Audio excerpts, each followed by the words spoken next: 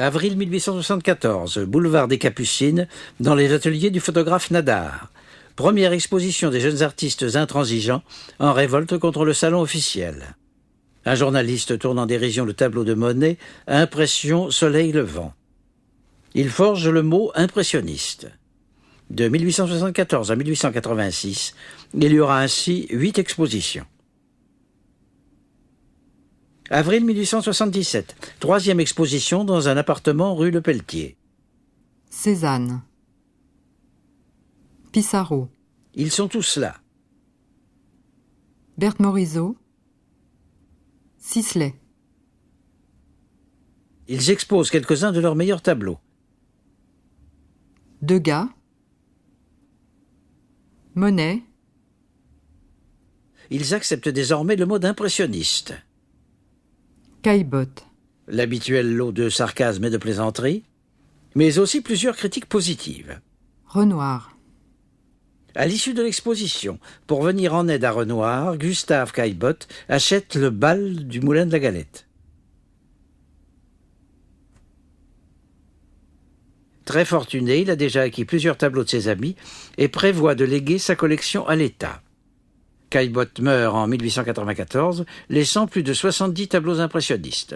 L'État n'en accepte qu'une partie, dont le grand tableau de Renoir.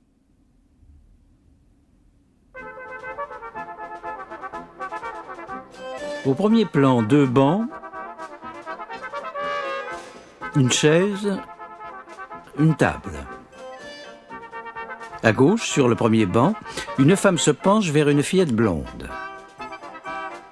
Sur le second banc est assise une jeune femme à la robe rayée bleue et blanche.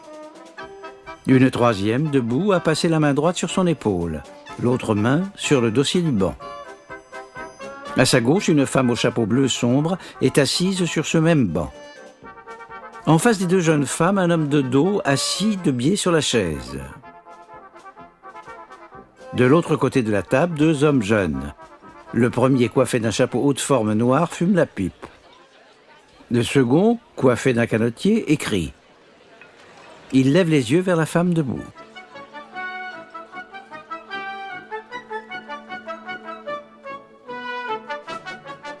Derrière eux, 3 personnes. Une femme à chapeau de paille jaune à ruban rouge et 2 hommes, l'un à canotier, l'autre à haute forme. Sur leur gauche, une femme adossée à un arbre. De l'autre côté, appuyé au tronc, un homme à canotier lui parle. Au-delà de l'arbre, une femme assise tourne la tête vers le groupe du premier plan. Un couple de danseurs tout près. Un second couple au centre. Sur le devant de la piste de danse, un autre couple. À leur gauche, au fond, un couple assis sur un banc. À l'extrême gauche du tableau, encore un couple en train de danser.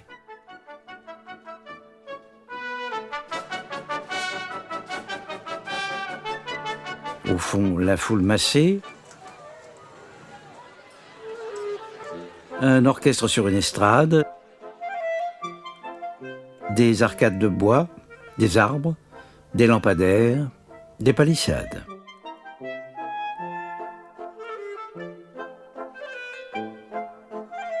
Le tableau est signé en bas à droite, sous la table, Renoir.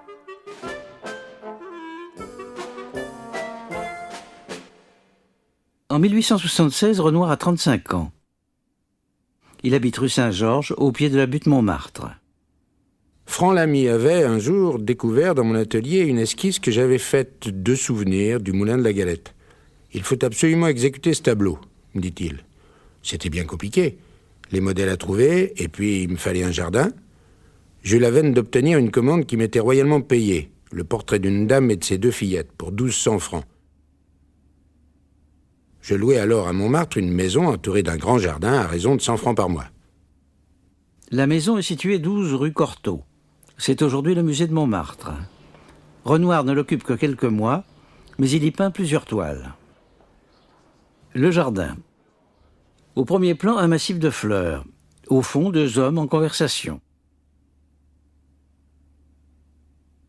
Dans le jardin encore, la balançoire. Jeanne, une jeune Montmartroise de 16 ans rencontrée par Renoir, résiste un temps avant d'accepter de poser. Elle figure à côté du peintre Norbert Goeneut pour cette tranche de vie bucolique.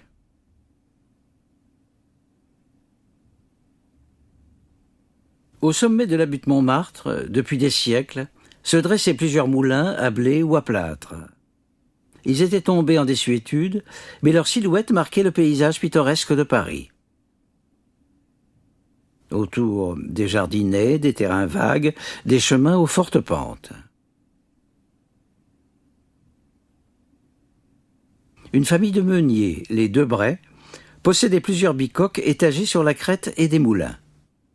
Un premier moulin, le Radet, pressait encore parfois des racines d'iris pour un parfumeur.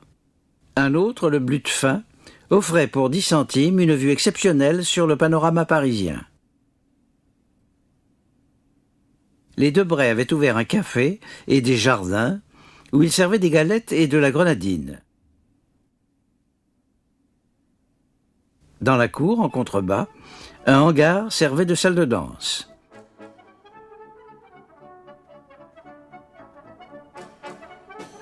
L'ensemble avait pris le nom de Moulin de la Galette. À la belle saison, l'estrade de l'orchestre pouvait s'ouvrir sur la cour plantée d'acacias. Des chaises rustiques, des tables et des bancs peints en verre cernaient un espace où les couples dansaient les dimanches et jours fériés à partir de 3 heures. Un éclairage au gaz dispensé par des lustres et des lampadaires permettait de prolonger la fête jusqu'à minuit.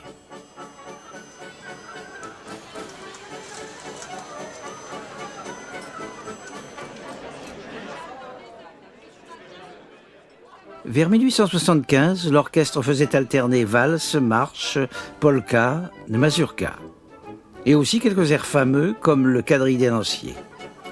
Juste avant minuit, le bouquet final reprenait plusieurs figures, une farandole et un galop avec couplet d'adieu. À cette époque, le bal était fréquenté par des gens simples de la butte Montmartre ou des quartiers environnants. S'y mêlaient quelques voyous et des filles de petite vertu. Et aussi des peintres.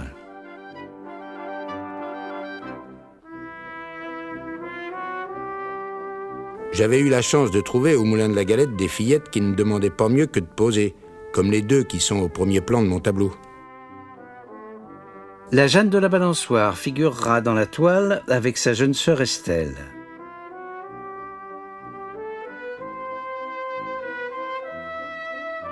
De dos, le peintre Franc Lamy. L'homme avec pipe et haute forme est Norbert Goeneut. Il était déjà avec Jeanne dans la balançoire. L'écrivain du tableau est Georges Rivière. Il racontera plus tard cet été de bal et de peinture. Il y avait encore Gervex, Corday, Lestringuet, Lotte et d'autres qui figuraient des danseurs. Enfin, un peintre d'origine espagnole nommé Dom Pedro Vidal de Solares y Cardenas, qui venait de Cuba. C'est lui qu'on remarque au milieu du tableau en pantalon merdois, dansant avec Margot. Marguerite Legrand, Margot, était une jeune faubourienne au genre canaille, à la bouche sensuelle. Elle était fort remuante et Renoir eut beaucoup de difficultés à la faire poser. Rivière donne à propos du bal une autre information. Cette toile, nous la transportions tous les jours de la rue Cortot au Moulin, car le tableau fut exécuté entièrement sur place. Cela n'allait pas toujours sans difficulté, quand le vent soufflait et que le grand châssis menaçait de s'envoler comme un cerf-volant par-dessus la butte. Le tableau mesure 1,76 m sur 1,32 m. En insistant sur cette anecdote, Rivière rappelle cette nouvelle exigence des jeunes peintres. Comme leurs aînés, Corot, Boudin ou Yankind, ils veulent travailler en plein air, directement sur le motif. Les marchands de couleurs mettent désormais à la disposition des peintres un matériel léger et portable. Renoir montre ainsi son ami Monet en train de peindre dans son jardin d'Argenteuil. Les deux peintres s'étaient souvent livrés à des séances communes de peinture en plein air. 1869, bain de la Grenouillère sur la Seine à Croissy.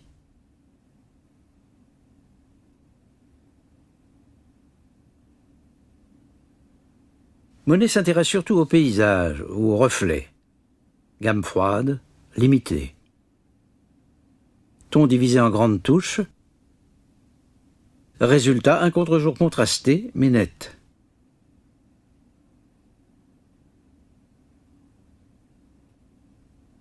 Renoir, lui, s'intéresse davantage aux personnages et aux animaux. Gamme plus étendue, plus chaude. Touches petites, couleurs mélangées, fusionnées à même la toile. La lumière est diffuse, les contours moins nets. Les tableaux étaient peints vite dans une lumière changeante. Les peintres rentrés à l'atelier devaient souvent achever un effet, compléter un détail, accorder une zone de la toile. C'est pourquoi la rue Cortot, avec son jardin attenant à l'atelier, avait séduit Renoir. Les poses des personnages du premier plan ont sans doute été travaillées dans le jardin et reprises à l'intérieur. Renoir quitte la rue Cortot en octobre 1876. Il achève peut-être le tableau rue Saint-Georges, quelques mois avant l'exposition de 1877. Du bal, il existe une version plus petite et d'une tonalité plus claire. Il semble que Renoir l'ait peinte, d'après Lagrande, pour répondre à la demande du collectionneur Victor Choquet.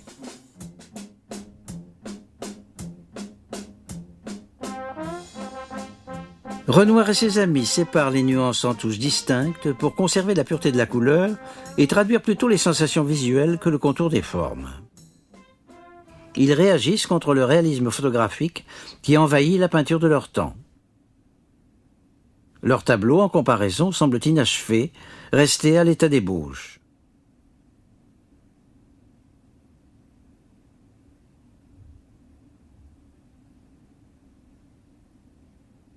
Dans le bal, Renoir va pousser jusqu'au paroxysme cet éclatement de la forme par le fourmillement des touches. En appliquant ses principes sur une très grande surface, il se joue de tous les problèmes et fait de ce tableau son morceau de bravoure. Le peintre se sert d'un pinceau souple, assez peu chargé d'un pigment à l'huile rendu très fluide par l'essence de térébenthine. Il mêle ou superpose sur la toile des bleus et des verts en touches désordonnées pour les feuillages retombants des acacias. Il reprend la touche dusteuse qu'il avait déjà employée avec succès à la Grenouillère.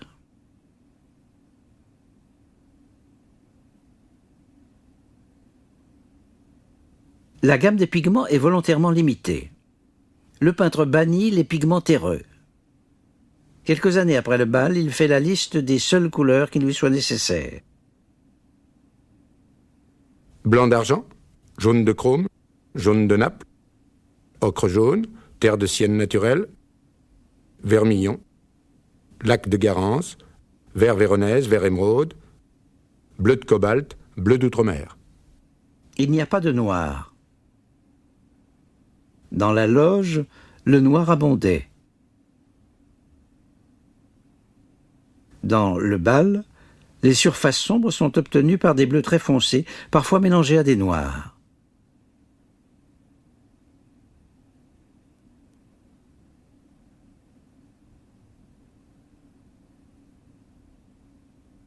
Le bleu, qui dans la peinture classique servait surtout à marquer les lointains, envahit les premiers plans des tableaux impressionnistes comme une composante fondamentale des ombres.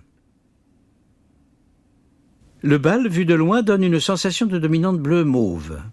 car il est bâti sur un accord entre le rose orangé de la lumière solaire et le bleu des ombres. Ces couleurs présentes sur le sol au pied des danseurs se retrouvent bien en évidence au premier plan dans la robe à rayures d'Estelle.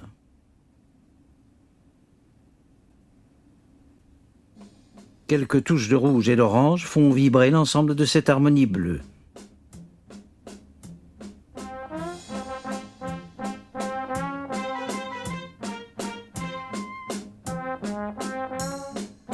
De la foule compacte du fond surgissent col et chapeau. L'orchestre est une masse sombre, amorphe, dans le renfoncement de l'estrade.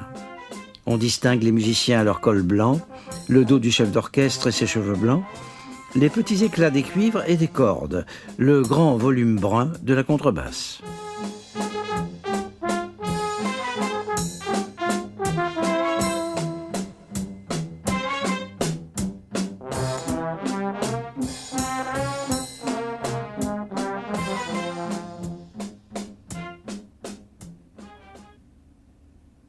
Le visage de Jeanne est traité de façon très douce en touches fondues. Quelques détails sont à peine dessinés, yeux, cils, sourcils, bouche. Des tons jaunes, roses et verts se fondent les uns dans les autres jusqu'au mauve. Les volumes du visage ne sont suggérés que par ces variations délicates de teintes claires. La tache de lumière solaire sur la chevelure éveille des éclats orangés vifs. Sur le visage d'Estelle, une dominante rose plus prononcée contraste avec de légères ombres vertes.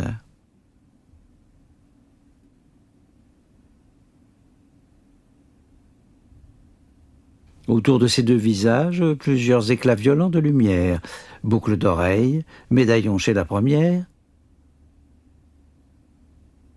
fleurs dans les cheveux et boucles d'oreilles chez la seconde. Ces éclats, rendus par de petits empattements, tranchent avec les surfaces lisses voisines. Les reliefs renforcent la sensation de réalité. De loin, ce sont bien des bijoux et des fleurs, de près, de simples touches épaisses sculptant la matière colorée.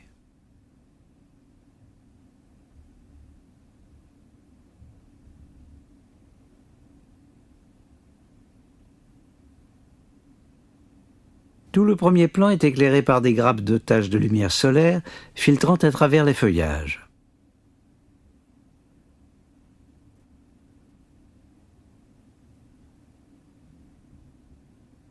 Le peintre utilise un procédé choisi quelques saisons auparavant pour son étude torse effet de soleil, tout constellé de taches de lumière et d'ombres bleues. Présenté en cette année 1876 à la deuxième exposition impressionniste, le torse choque les critiques. Essayez donc d'expliquer à M. Renoir que le torse d'une femme n'est pas un amas de chair en décomposition, avec des taches vertes, violacées, qui dénotent l'état de complète putréfaction dans un cadavre. Renoir, loin de se soucier des moqueries, reprend ses taches dans la balançoire.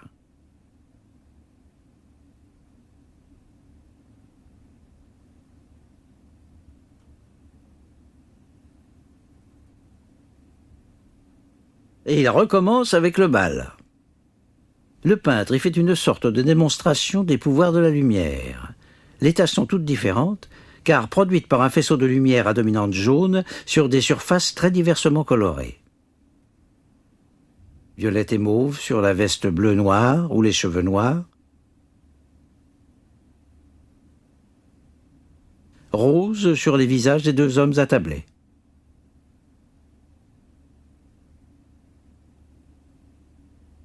Sur le coin de la table vert jardin, la tache de soleil donne un vert émeraude. Sur le montant de la chaise, elle exacerbe le jaune.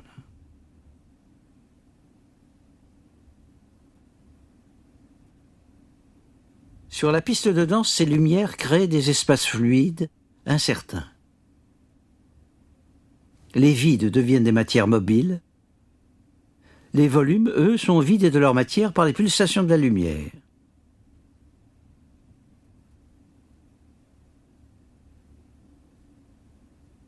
Enfin, dans la nature morte, même technique de touches épaisses que pour les bijoux. Rapport violent de couleurs complémentaires, rouge-orangé et bleu-vert. Les accents vifs du blanc, déposés en gros empattements.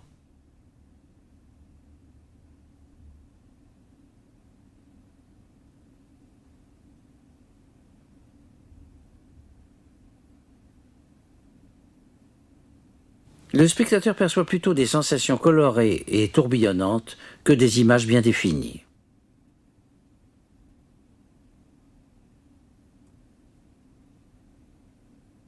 Il doit compléter les détails, combler les lacunes.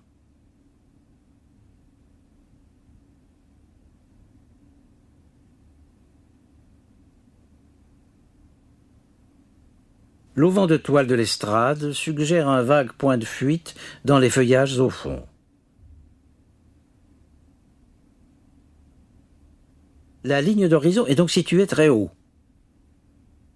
La scène est figurée comme si elle était vue par un spectateur qui se tiendrait assez près des personnages du premier plan, mais en les surplombant de beaucoup. L'explication de cette bizarrerie se trouve dans les gravures de l'époque. Au fond des jardins et à côté de la piste de danse, un escalier montait vers le second moulin et vers la plateforme d'où l'on pouvait admirer Paris.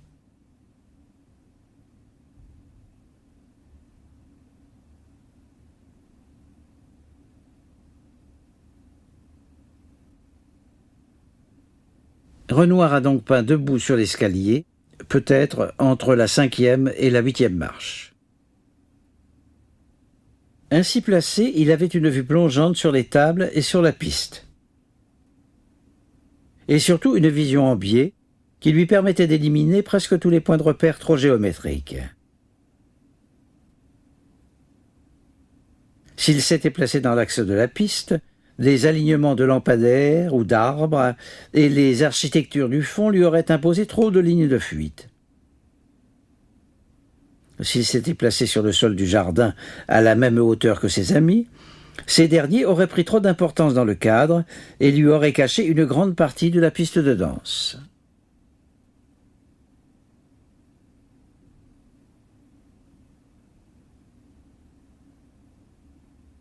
Pour achever de refermer sa composition, il choisit de couper dans le toit des constructions en face de lui et de ne pas montrer le ciel.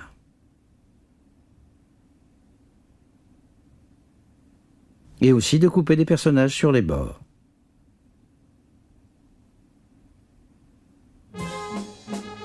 Ce cadre serré, ce brouillage volontaire des repères et des formes, ces stratagèmes optiques, forcent le spectateur à engager un véritable travail du regard pour comprendre la scène et ses espaces.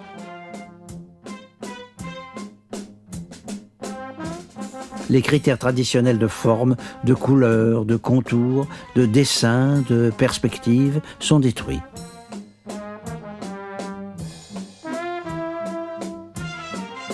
Tourmenté, agité, indécis, Renoir n'était pas toujours à l'image de ses personnages insouciants.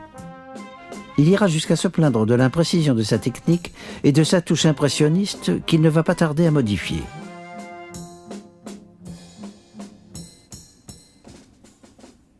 Quelques années après le bal du Moulin de la Galette, donc, le déjeuner des canotiers est une reprise d'un thème proche. Il est à la fois plus clair et plus net. Les bleus sont beaucoup moins envahissants.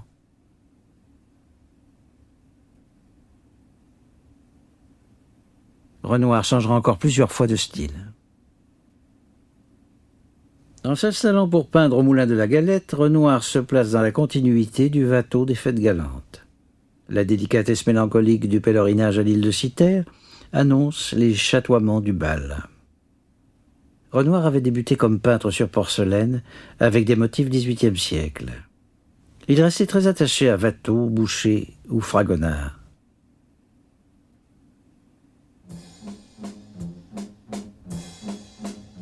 Le côté chahuteur et canaille du lieu s'efface devant la bonne humeur, la détente, la tendresse.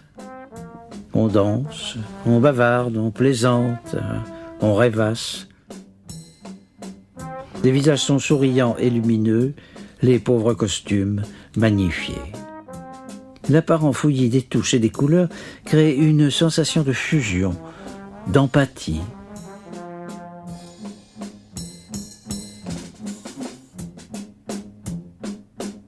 Comme chez Watteau, tous se ressemblent dans une sorte d'idéal jeunesse.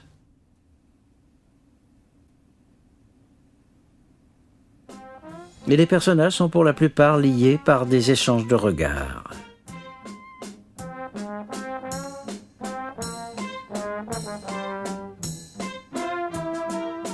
Lien discret, redoublé par ces gestes qui soudent les corps dans la danse.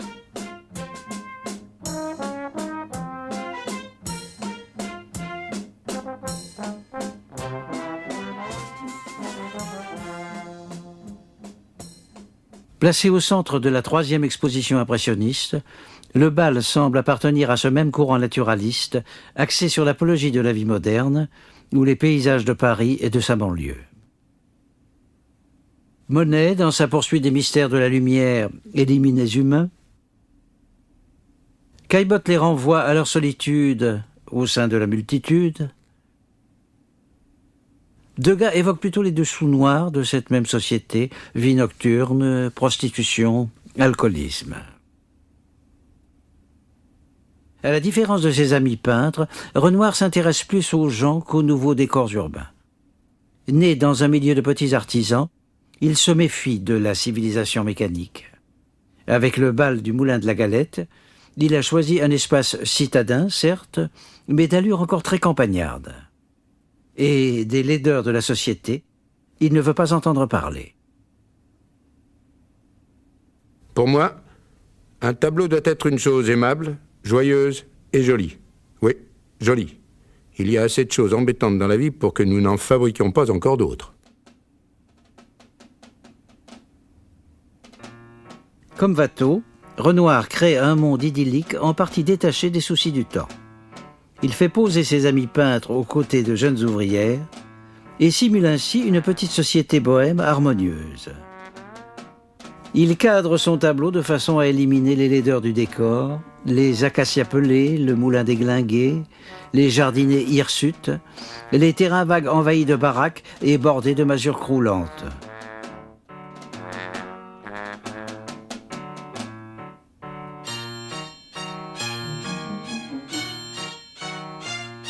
Et le sommet désertique de la Butte, où se dressent en cette année 1876 les premiers échafaudages de la basilique du Sacré-Cœur. Sa construction a été votée 3 ans plus tôt par une Assemblée nationale conservatrice en guise d'expiation. C'est là en effet que l'insurrection de la Commune de Paris avait débuté en mars 1871. Et fin mai, sur les pentes de la Butte, jusque dans les jardins autour des moulins, l'armée, achevant la reconquête de Paris, avait pratiqué des exécutions massives d'insurgés ou de passants, écrasant pour longtemps toute velléité de révolte populaire. Comme les personnages joyeux qu'il met en scène 5 ans après la Commune, Renoir choisit d'oublier ce cauchemar, les ruisseaux de sang et les morts. Comme il a décidé d'oublier aussi la vie misérable, qui est celle de ses modèles pendant les 6 autres jours de la semaine. Renoir oublie l'histoire pour raconter une autre histoire, en laquelle il parvient à nous faire croire, parce qu'elle renvoie à notre propre mémoire, au passé romanesque, au souvenir d'avoir été jeunes et insouciants, surtout les beaux dimanches d'été. Frémissement de l'air et de la lumière, modulation des couleurs, menu propos d'un après-midi langoureux, rendez-vous pour une autre fois, serments, rêveries, liaisons, rumeurs, temps qui passe, amours éphémères et douces amères comme celles des taches de lumière rose et des ombres mauves. Bonsoir les amis, au revoir, c'est fini, c'est l'heure de rentrer sans plus tarder.